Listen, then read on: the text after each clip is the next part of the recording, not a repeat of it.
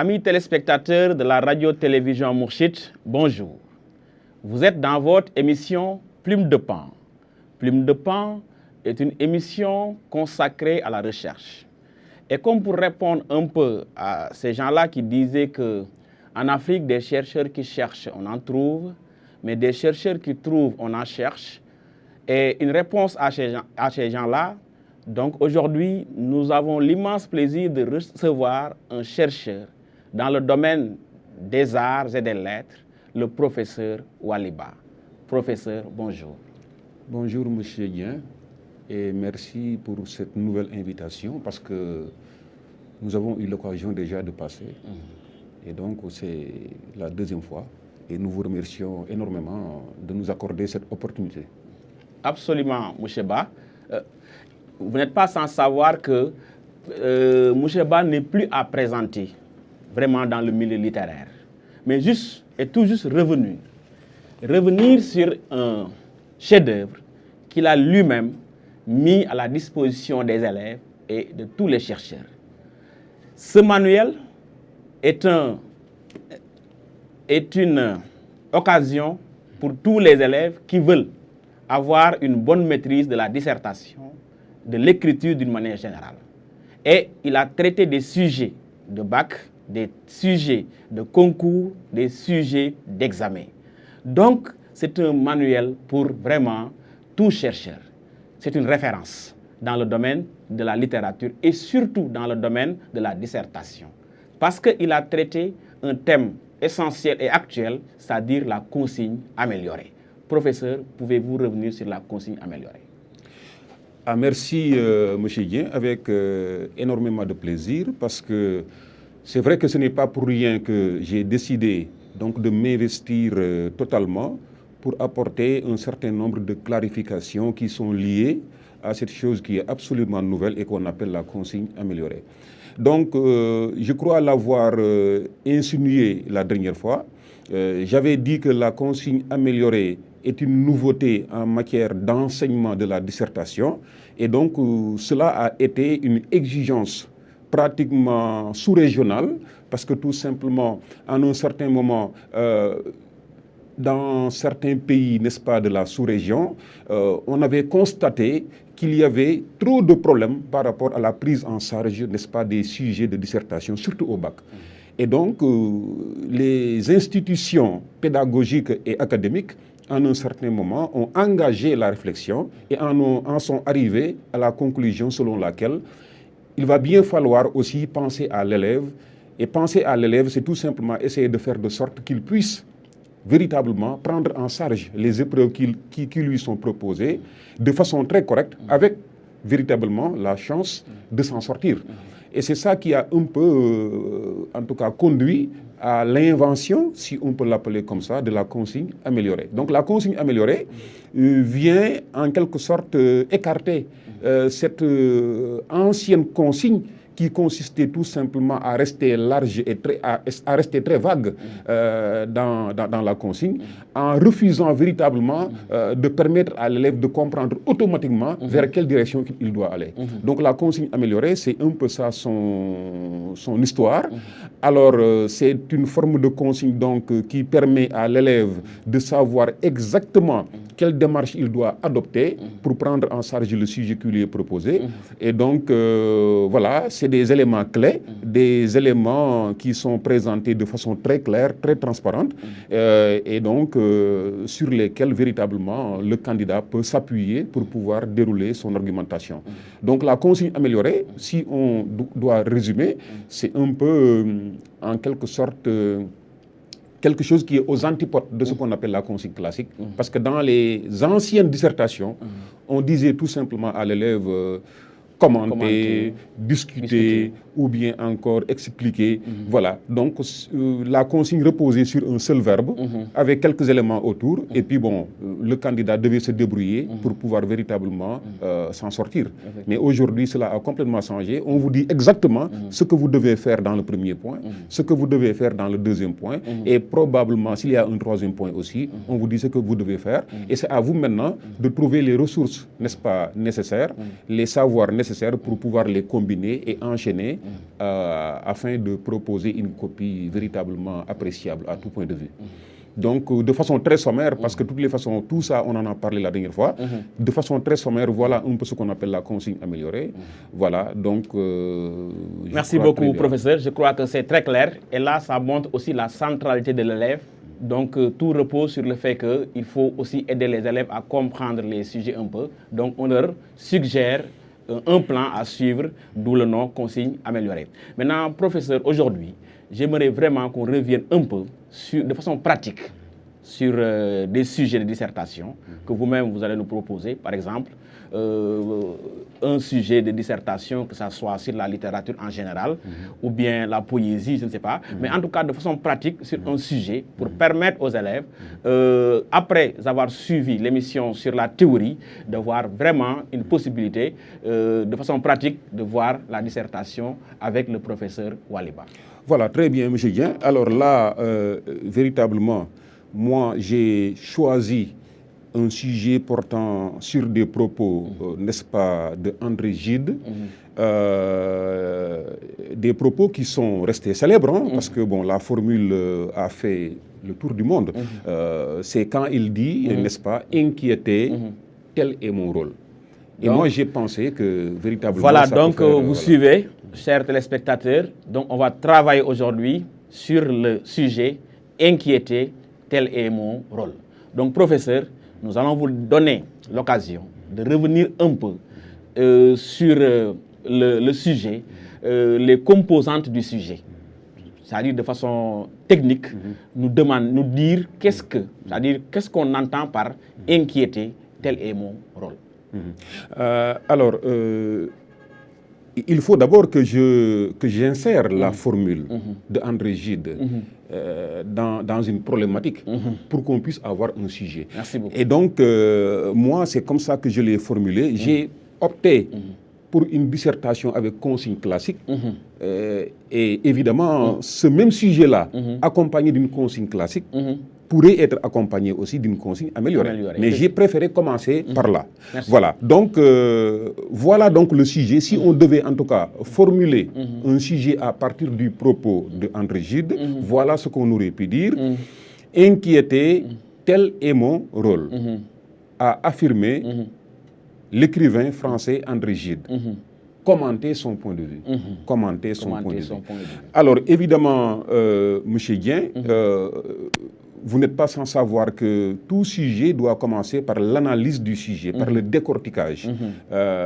Et évidemment, ces propos de André Gide sont beaucoup plus complets parce que tout simplement, on a coupé une partie parce qu'il dit de façon très claire « Inquiéter, tel est mon rôle.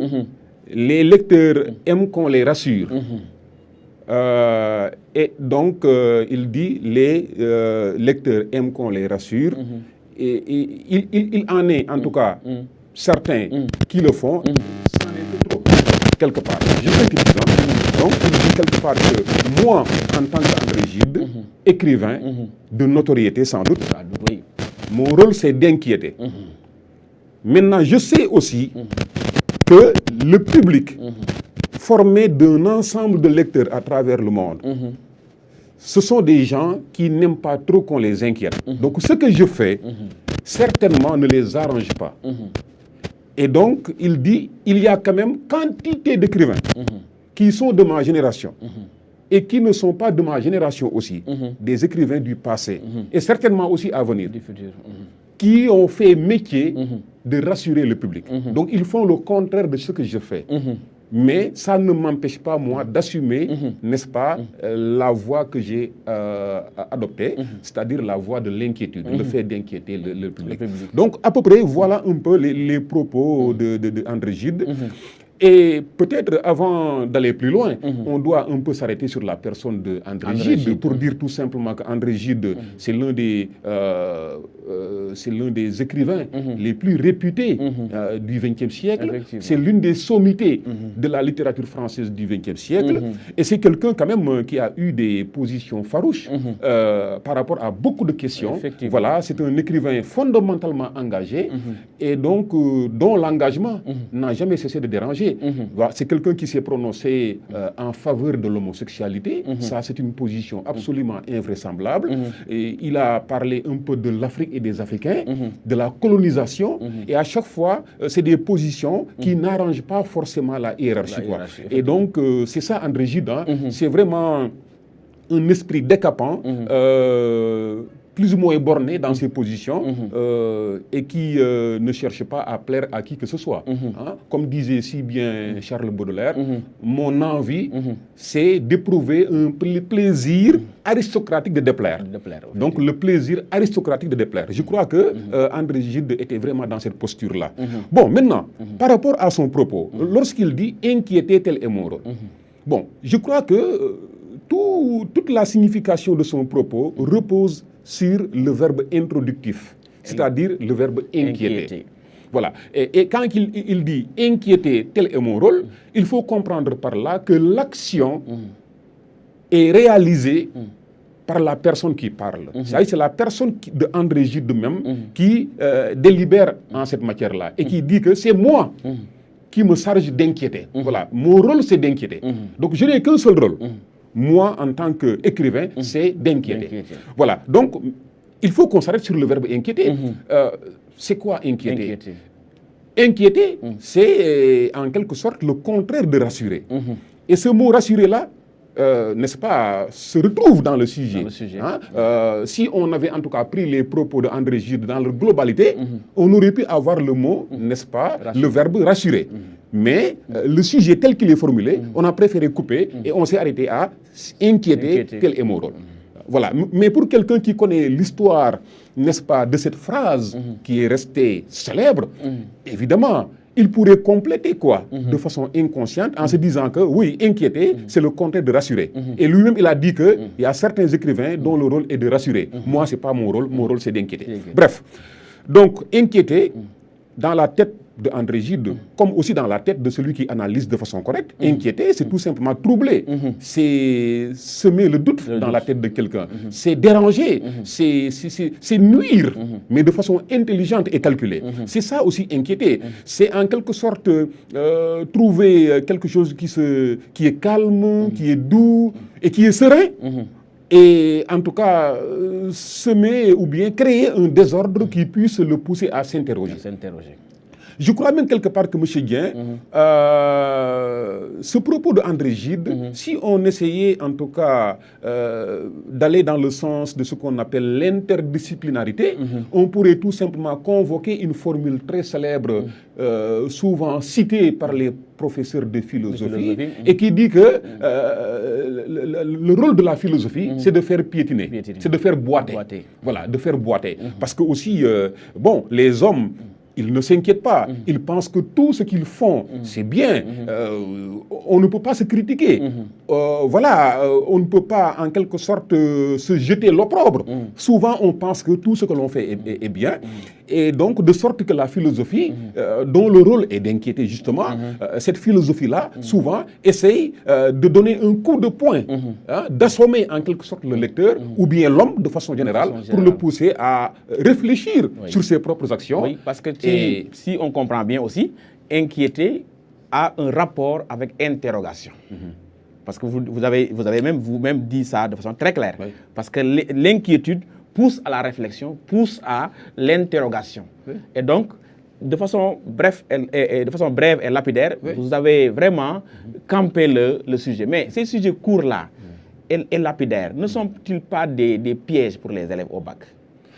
Ah si, parce que généralement, pourquoi c'est un piège? Bon, je reviendrai sur le sujet, parce que là, je n'ai pas terminé le décortiquage. Mais bref, je réponds à ta relance en disant tout simplement que oui, ces sujets lapidaires, laconiques, formulés de façon aussi brève et concise, il faut faire très attention, c'est souvent des pièges. Le piège est que, généralement, et de façon très naturelle, les élèves ont tendance à penser que puisque c'est petit, c'est court, alors très certainement, il n'y a rien à chercher, voilà, circulons quoi. Et donc, rapidement, sans faire très attention, on se lance, et souvent c'est suicidaire. Donc, c'est tout à fait clair. Donc, ces sujets lapidaires, je crois que les élèves ont ont vraiment intérêt à faire très attention. Merci beaucoup. Parce que ça renferme d'où l'intérêt de l'étude des mots qui composent le sujet. Voilà, qui composent le sujet.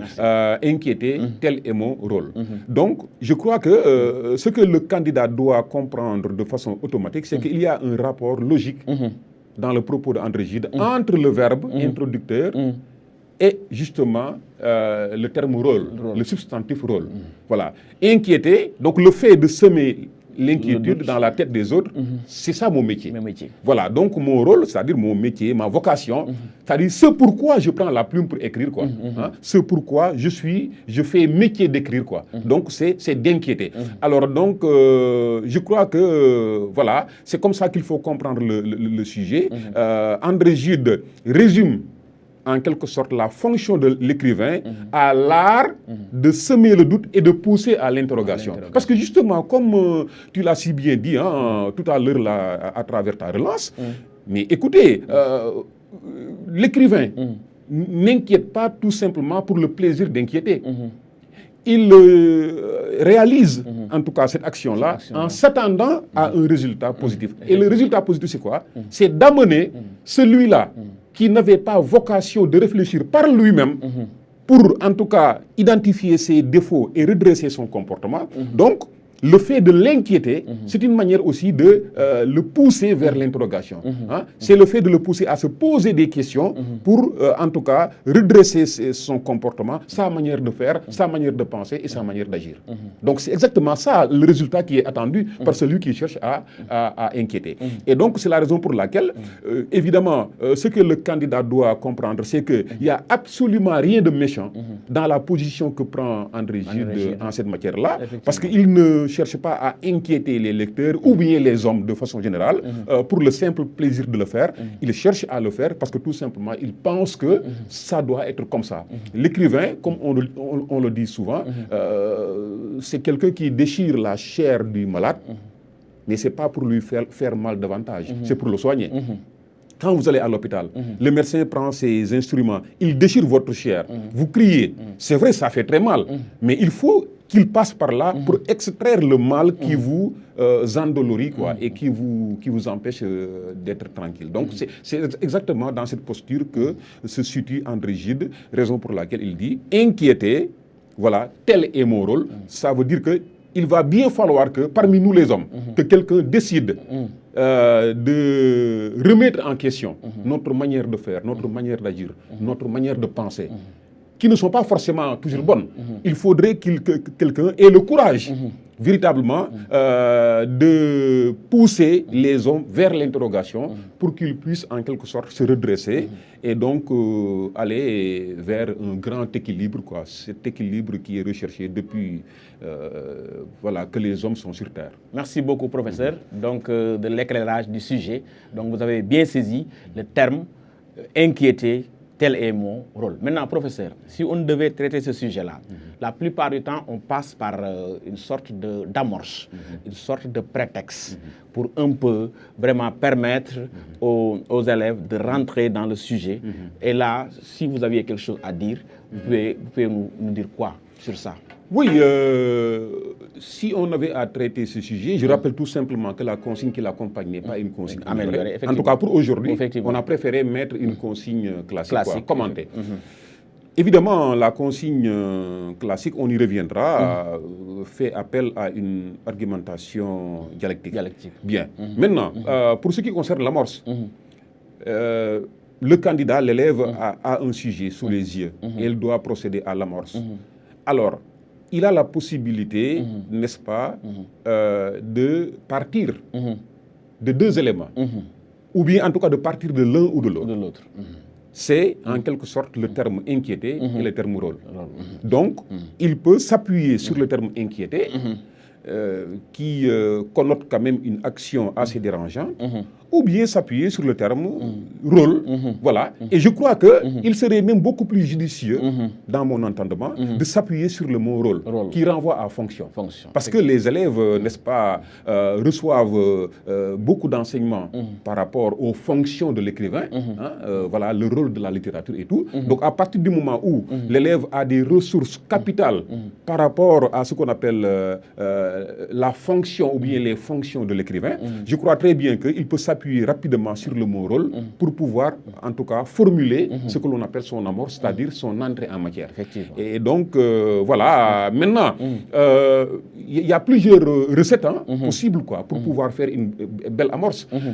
Mais ce qui est tout à fait fondamental, c'est que l'élève doit, à chaque fois qu'il a un sujet, essayer de chercher à s'appuyer sur un terme clé, n'est-ce pas, du sujet, pour pouvoir fabriquer son amorce. Et en cette matière-là, je crois très bien que le terme rôle, vraiment, pourrait permettre de faire l'affaire, de formuler une amorce tout à fait correcte et qui puisse séduire le correcteur. Voilà, donc vous avez compris que donc, il faut donc étudier les mots du sujet et en prendre un à partir duquel vous allez fonder votre amorce. Merci beaucoup, professeur. Maintenant, pour en résumer, on voit qu'en terminale, presque tous les mots sont clés.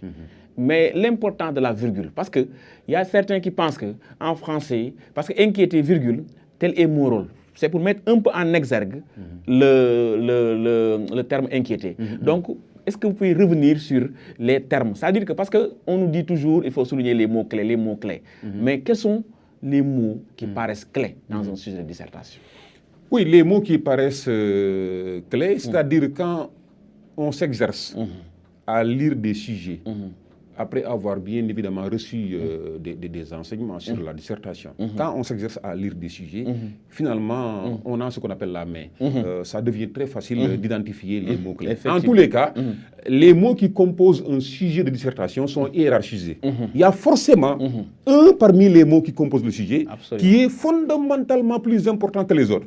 Et ce mot-là, ce mot roi, ce mot miracle, il faudra vraiment que le candidat se donne les moyens d'aller le chercher. Quoi. Et donc, c'est ça qu'on appelle un mot-clé. Un mot-clé, c'est un mot sans lequel le sujet ne s'ouvre pas. Effectivement. Et ne fonctionne pas. Donc, il faut vraiment chercher cette clé-là pour pouvoir ouvrir le sujet et pour pouvoir dérouler. Et donc, c'est un exercice de tous les jours. Il n'y a pas vraiment une recette particulière qui peut être enseignée comme ça à un candidat.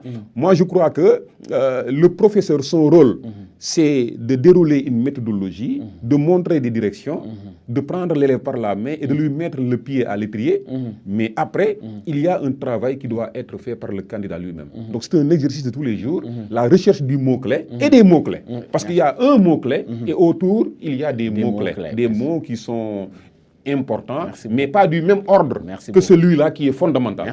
Et celui-là, il faut vraiment savoir le trouver. Merci beaucoup. Donc vraiment, j'ai appris aussi un autre terme, un mot-clé et des mots-clés. Donc c'est bien, professeur. Maintenant, avec cette consigne-là, qui est classique, commenter, les élèves peut-être paraissent perdus. Par exemple, ceux qui ont l'habitude de voir les consignes améliorées. Mais pour un élève, on lui demande de commenter. Il fait quoi? Très bien. Très bonne question, monsieur Dien. En fait, il y a débat autour du verbe commenter lorsqu'il porte la consigne. Il y a certains qui enseignent que si vous avez un sujet dont la consigne est portée par le verbe commenter, vous devez en tout cas proposer une argumentation analytique.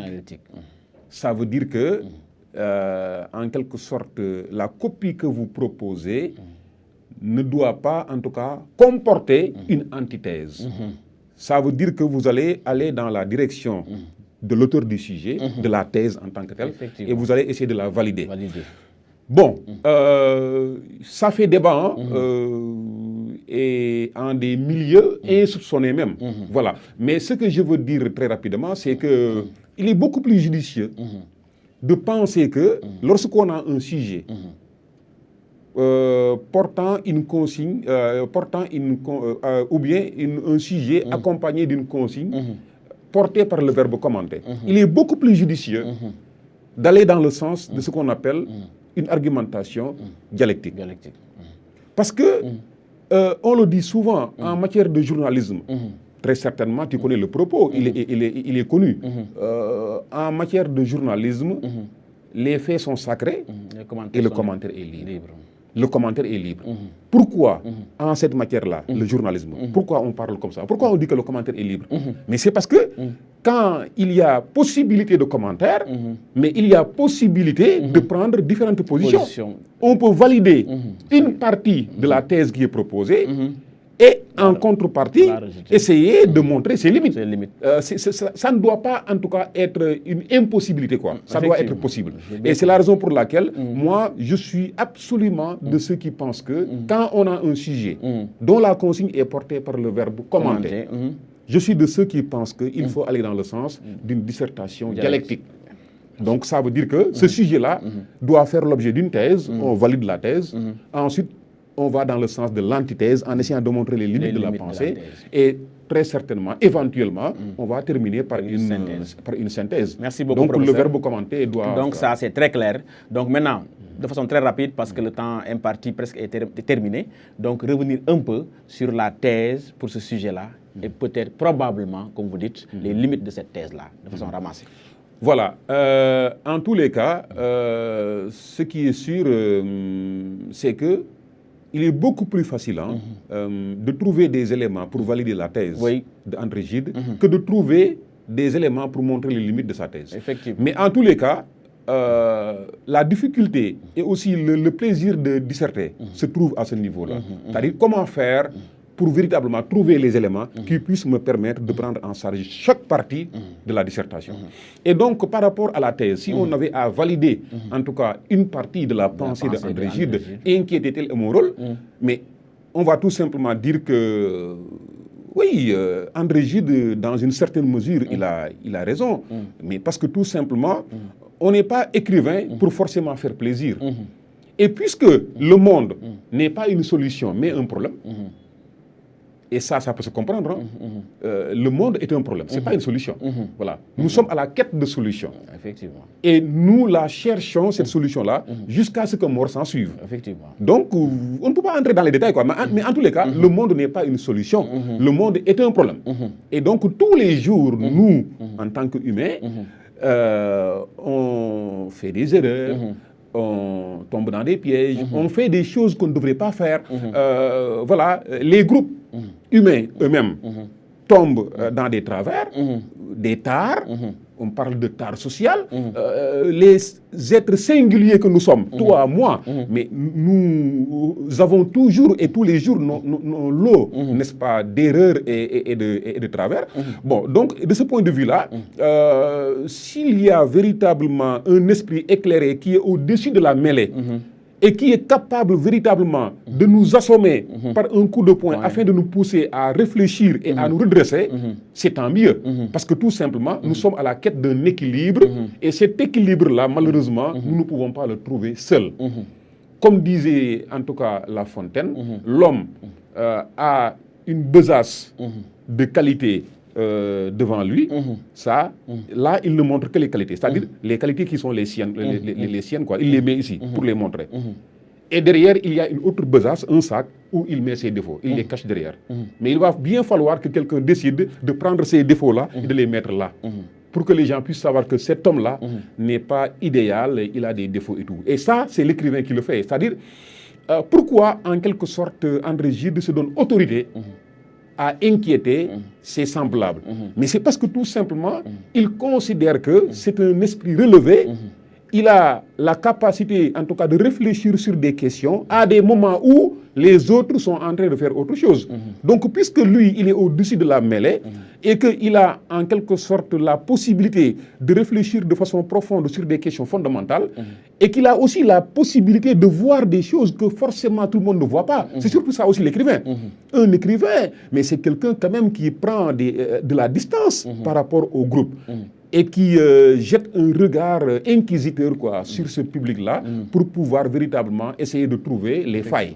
Et donc, de ce point de vue-là, justement, il est très facile de valider la thèse d'André Gide parce que tout simplement, le rôle, en tout cas, le plus noble d'un écrivain, ce n'est pas forcément d'être toujours dans le sens où vont les autres. Où va en tout cas le groupe, quoi. Donc la masse, très bien. Et donc souvent en prenant une position qui n'est pas forcément celle du grand groupe, évidemment, il fait œuvre d'originalité et ça lui permet aussi de résister et de traverser l'histoire. Et c'est un peu la raison pour laquelle cette formule de André Gide est une formule vraiment qu'on peut valider en disant tout simplement que les grands esprits, les esprits relevés, les esprits, n'est-ce pas, qu'on trouve dans le monde de la création littéraire, de l'art de façon générale, ces esprits-là devraient en quelque sorte se préserver d'une certaine facilité qui consiste à accompagner le public et à aller dans le sens, n'est-ce pas? Effectivement. Maintenant, si on voulait voir les limites, et pour peut-être terminer bon, les avec limites, ça. Les limites peut-être, on va dire que on va se poser une question d'abord. Et cette question, pour moi, elle est fondamentale. C'est-à-dire, est-ce que l'écrivain, l'artiste de façon générale, devrait ad vitam aeternam, c'est-à-dire tout le temps, toute sa carrière durant, est-ce qu'il devrait adopter cette posture-là? Ne faire que inquiéter le public, quoi. Bon, ça peut vraiment poser problème, quoi. Donc, dans l'antithèse, peut-être le candidat va essayer de montrer que, quelque part aussi, André Gide pourrait se tromper en pensant que le rôle de l'écrivain, en tout temps, c'est d'inquiéter.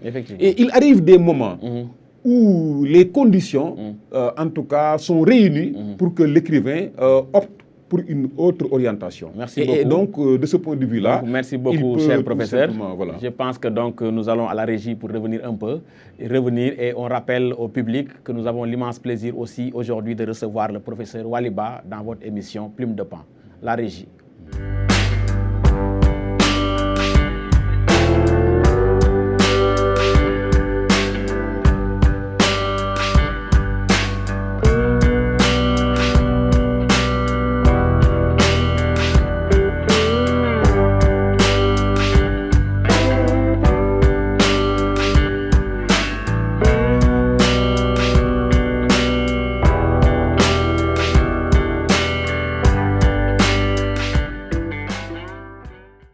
Amis téléspectateurs de la radio-télévision Mourchid, vous êtes toujours dans votre émission Plume de Pan.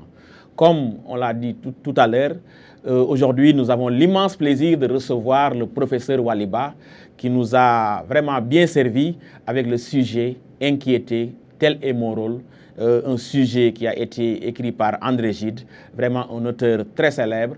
Et donc, dans la deuxième partie, nous allons revenir sur un autre sujet aussi important aussi que le premier, à savoir la poésie est une salve contre l'habitude. Professeur, nous sommes revenus pour vous parler, pour vous demander votre avis sur ce sujet-là. La poésie est une salve contre l'habitude. Merci, M. Dieng. Je rappelle que cette formule étonnante, hein? Je crois que nous pouvons tous le constater, elle est vraiment étonnante. C'est une très belle image. La poésie est une salve contre l'habitude. C'est des propos d'un critique littéraire français très réputé qui s'appelle Henri Pichette. Donc c'est lui qui parle à travers cette formule très belle. Alors évidemment, nous en avons fait un sujet en concevant une consigne. Voilà. Et la consigne est la suivante. Voilà. Dans une argumentation nourrie d'exemples, vous justifierez ce point de vue. Vous justifierez. Alors évidemment, comme nous l'avons dit à propos du sujet précédent, il faut toujours commencer par le décortiquage. Et bon, évidemment, ce sujet-là n'est pas très facile. Hein? Vraiment, toi et moi, on partage ce sentiment-là. Ce n'est pas un sujet très facile quand même.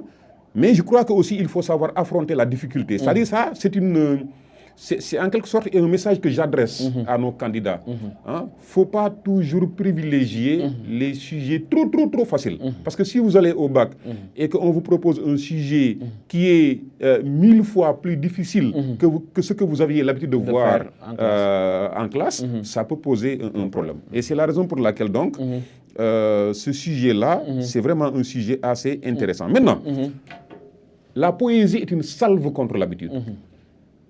Ce que le candidat doit d'abord savoir, et ça c'est très important, c'est que le sujet ne porte ni sur le roman, ni sur le théâtre, ni sur le conte. Il s'agit d'un genre. Et ça, c'est extrêmement important. Pourquoi je fais la précision et certainement, durant les émissions futures, nous aurons l'occasion de nous arrêter sur ce point-là. Mais pourquoi je le dis? Mais c'est parce que tout simplement, on a l'habitude de voir, en tout cas au bac, qu'il y a plein d'élèves qui traitent un sujet portant sur la poésie et qui se donnent le droit de donner des exemples qui sont en rapport avec le roman. Alors qu'il n'y a aucun lien. Alors donc, c'est la raison pour laquelle je dis que la première chose que le candidat doit comprendre à la lecture de ce sujet-là, c'est que le sujet porte sur la poésie, qui est un genre majeur. Et donc, Henri Pichette, il a exprimé en tout cas son point de vue à travers une formule imagée. Il dit que la poésie, qui est un genre, reposant sur le vers, essentiellement, parce que c'est le vers qui est l'unité de base de la poésie. Donc c'est ce genre-là qui est très ancien, aussi vieux que le monde. Alors il dit que cette poésie-là est une salve. Donc vous voyez qu'il y a une métaphore. Parce que c'est ça qu'on appelle la métaphore. La métaphore, c'est lorsqu'on associe deux termes dans un énoncé, dans une logique de comparaison, mais sans outil comparant, outil de comparaison. C'est là qu'on parle de métaphore. Et là, on a une métaphore, c'est clair. La poésie est une salve contre l'habitude. Alors maintenant, c'est quoi une salve? La poésie, on a dit à peu près ce que c'est. La poésie est un genre consistant à utiliser de façon particulière le langage, avec l'usage de vers organisés sous forme de strophes. Ça, c'est la définition classique. Oui. Bref, maintenant, quand il dit que la poésie est une salve contre l'habitude, très bien. Il faut d'abord que le candidat interroge le terme salve. Alors, c'est quoi une salve? La salve, c'est un ensemble de coups. En tout cas, exprimé ou bien un ensemble de coups exprimés, oui, de façon simultanée. Par exemple, on dit que lorsque le président entra dans la salle, il fut accueilli par une salve d'applaudissements. Donc tout le monde s'est mis debout pour applaudir. C'est ça une salve, c'est un ensemble de coups. Par exemple, à l'occasion de la fête du 4 avril, quand le président arrive, au moment où il arrive, debout dans son véhicule, il y a une salve de tirs, quoi. C'est-à-dire les soldats tirent, font un ensemble de tirs qu'on entend craquer en l'air. C'est ça qu'on appelle une salve. Alors, donc, maintenant, pourquoi, justement, Henri Pichette dit que la poésie est une salve et il a ajouté contre l'habitude. Et là, toujours dans la logique du décortiquage du sujet, il va bien falloir s'intéresser au mot habitude. Alors, c'est quoi l'habitude? L'habitude, c'est le fait de répéter quelque chose de façon instantanée. C'est vraiment des réflexes, quoi. L'habitude, c'est le fait de faire quelque chose de façon automatique. Parce que tout simplement, votre subconscient a enregistré la boîte noire de cette action-là, de sorte que à chaque fois que tu fais cette action-là, tu ne réfléchis même pas, parce que tu as, en tout cas, tu es habitué à le faire. Voilà, je vais me répéter, quoi. Donc c'est ça l'habitude, quoi. Une habitude, c'est ça. Alors maintenant, ce qu'il faut comprendre, c'est que dans ce sujet-là, le candidat doit faire très attention. Le propos de Henri Pichette n'est pas abouti. Ce n'est pas un propos abouti.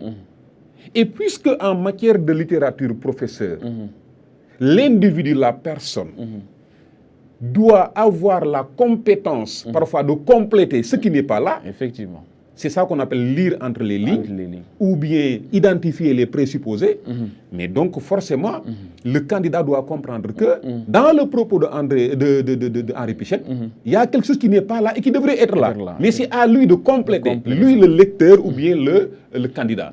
Alors, qu'est-ce que Henri Pichette n'a pas dit et qu'il aurait dû dire, mais qu'il s'est gardé de dire? C'est tout simplement la poésie est une salve contre nos habitudes de langage, Effectivement. C'est-à-dire, il va bien falloir mettre le mot langage pour comprendre réellement à quel niveau il parle. Et donc, voilà, il faut avoir de l'entendement.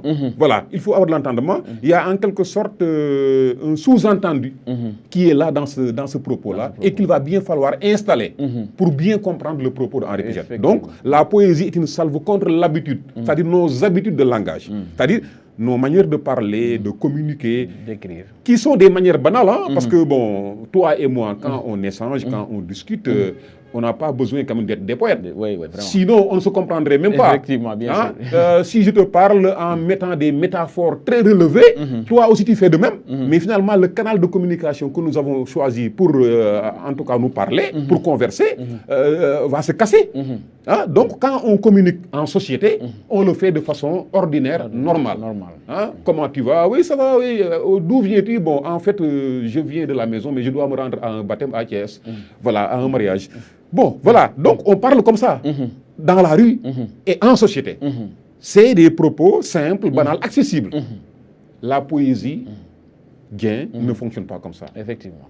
Parce que le poète, ce n'est pas quelqu'un qui est obligé de garantir la clarté et la transparence. Bien sûr. S'il le fait, il meurt. Il meurt, oui. C'est-à-dire un poète, il a en tout cas autorité à utiliser la langue de façon particulière. Il a autorité à détourner les mots de leur sens ordinaire. C'est ça qui fait le charme de la poésie. Et c'est pourquoi, donc, d'ailleurs, un poème, on n'est pas obligé de le comprendre automatiquement à la première lecture. Voilà, parce que c'est un mystère dont on doit chercher la clé. Tu sais à qui je fais allusion, Mallarmé, chef de file du symbolisme. Donc c'est exactement ça. Donc la poésie est une salve contre l'habitude. Ça veut dire que les poètes, voilà des gens qui nous trouvent dans nos habitudes de langage. Voilà, nous tous on parle de façon ordinaire. Oui, comment tu vas, ça va, où vas-tu, bon, etc. C'est des paroles ordinaires.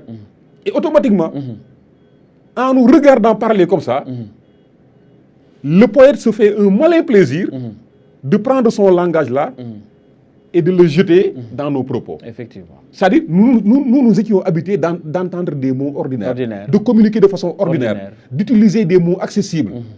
Et automatiquement, dans le sens de nos discours, automatiquement et de façon instantanée, de façon imprévisible, on entend un terme ou bien des mots ou bien des phrases qui n'ont rien à voir avec nos habitudes de langage.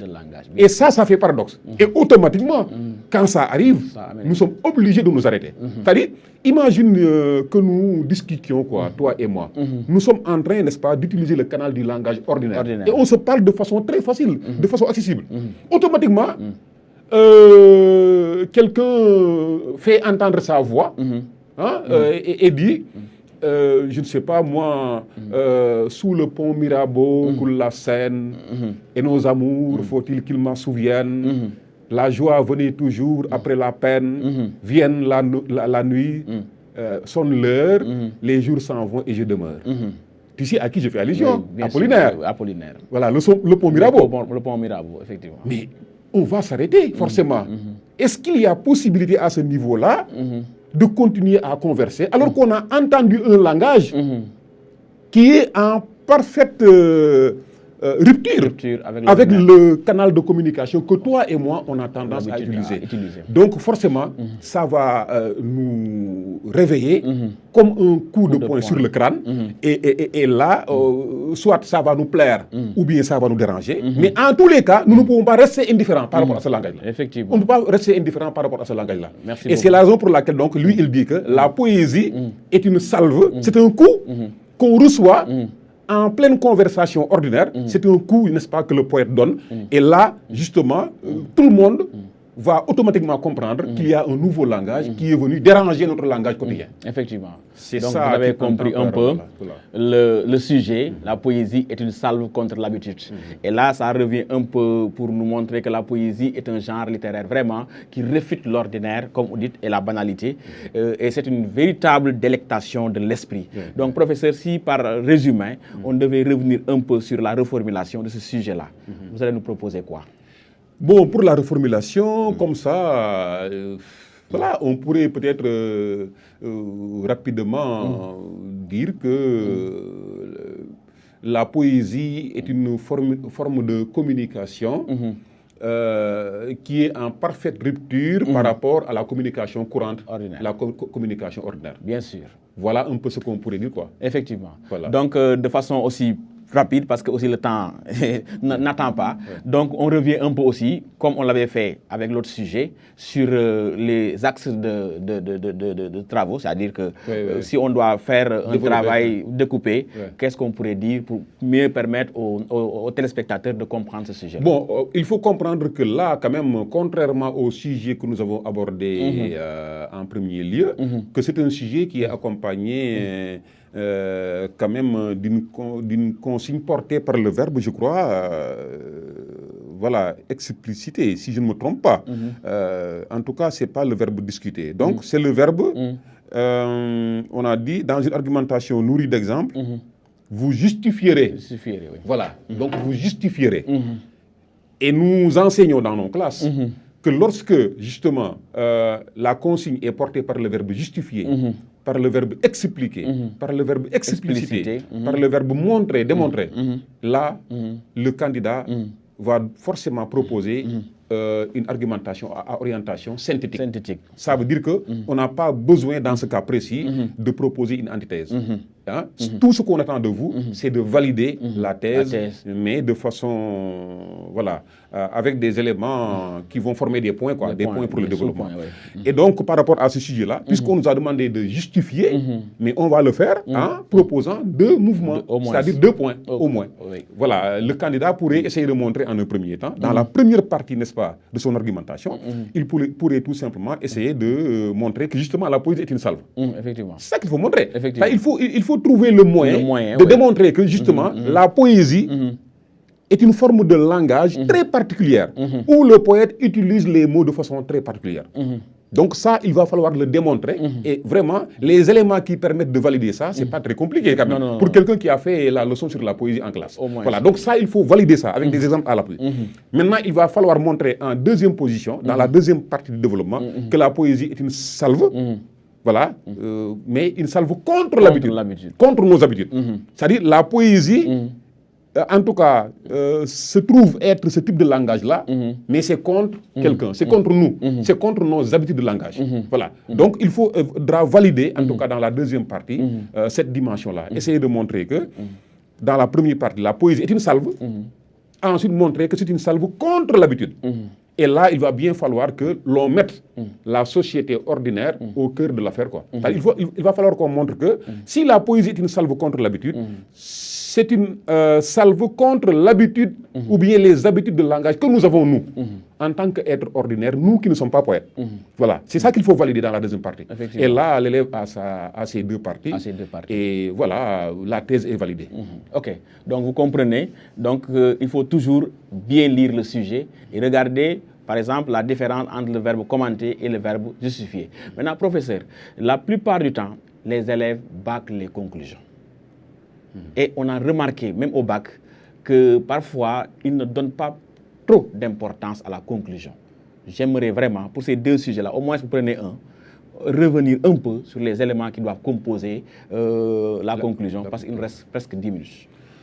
Oui, vous savez, d'abord, je voudrais essayer d'expliquer pourquoi les élèves ont l'habitude de bâcler la conclusion. C'est parce que dans leur tête, la conclusion est moins importante que les autres parties. Effectivement. La conclusion étant la fin du travail, eux, ils pensent, et de façon peut-être parfois très naïve, que voilà, conclure, c'est tout simplement placer quelques derniers mots pour pouvoir fermer le travail, quoi, terminer le travail. Et ce n'est pas comme ça. Évidemment, il va bien falloir que nos élèves, les candidats, essayent de réfléchir autrement, parce que la conclusion, quand même, en principe, a la même dignité que l'introduction. D'ailleurs, en termes de volume, elles ont presque les mêmes volumes, la même taille à peu près, parce que c'est le même nombre de mouvements, pratiquement. Voilà, donc la conclusion, ce qu'il faut faire dans une conclusion d'abord, la première chose, c'est de faire le bilan général du travail.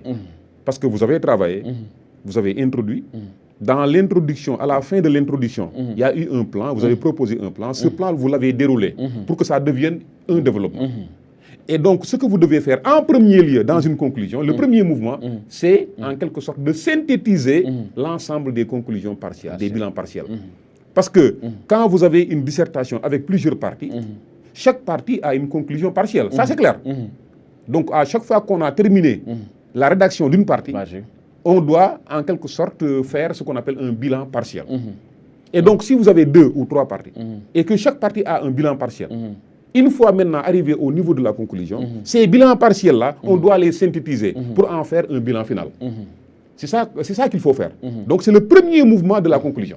Le deuxième mouvement, c'est quoi? On demande à l'élève maintenant, de façon très objective, de dire, et de façon très claire aussi, de dire en quelque sorte la réflexion que lui inspire, ou bien la position que lui inspire, n'est-ce pas, le sujet qu'il vient de traiter. Parce que, en vérité, les positions que l'élève prend, ou bien qu'il est censé prendre dans le développement, ce ne sont pas ses positions. Effectivement. C'est les positions d'un analyste, de quelqu'un qui est à équidistance par rapport à tout et qui cherche à expliciter. Donc, ce ne sont pas ses positions en vérité, ni la thèse, ni l'antithèse. Hein? C'est parce que le travail doit fonctionner comme ça qu'il prend ces positions-là. Mais ce ne sont pas ses positions. Donc maintenant, au niveau de la conclusion, là, il prend une position farouche.